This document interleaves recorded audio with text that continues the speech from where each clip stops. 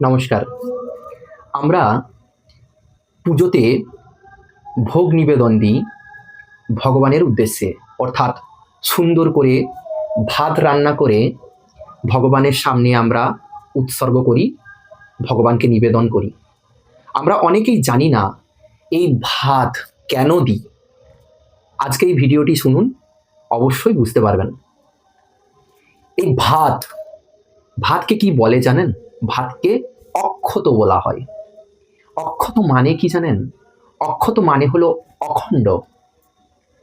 অখণ্ড পরিপূর্ণতার প্রতীক হিসাবে বিবেচনা করা হয়।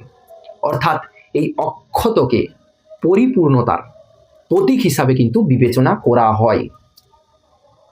আপনি যখন ভগবানের কাছে ভাত নিবেদন করছেন, আপনাকে অবশ্যই খেয়াল রাখতে হবে আপনার ভাত যেন অখণ্ড হয়, অর্থাৎ অক্ষত হয়। তাহলে আপনার পুজো ঠিক সম্পূর্ণ হবে অক্ষত রূপে। আপনার এই অক্ষত ভাত একটা সম্পূর্ণতার প্রতীক হিসাবে বিবেচিত করা হয়। তাই আপনি মনে ভক্তি ভরে যখন আপনি ভগবানের সামনে ভাত উৎসর্গ করবেন, আপনার পুজো ঠিক সম্পূর্ণভাবে অক্ষত রূপে পরিপূর্ণতার রূপ পাবে।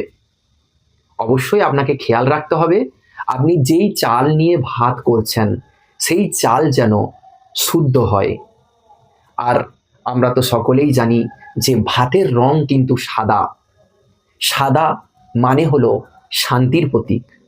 অর্থাৎ আপনি ভগবানের কাছে যখন ভাত উৎসর্গ করছেন, আপনি যেই উদ্দেশ্যে পুজোটা করছেন, অর্থাৎ যে কারণের জন্য আপনি সংকল্পবদ্ধ হয়েছেন, অর্থাৎ আপনার সমস্ত কার্যটি অর্থাৎ পুজোটি শান্তি শৃঙ্খলাভাবে অর্থাৎ শান্তির প্রতীক হিসাবে আপনার জীবনে সুখ সমৃদ্ধি বয়ে নিয়ে আসবে। তাই অবশ্যই আপনি শুদ্ধাচারে ভগবানের কাছে অখণ্ডভাবে অর্থাৎ অখণ্ড চালের দানাতে ভাত রান্না করে ভগবানের কাছে নিবেদন করুন।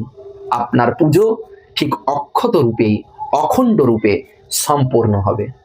চলুন, ভিডিওটি কেমন লাগলো কমেন্ট সেকশনে কমেন্ট করে জানাবেন।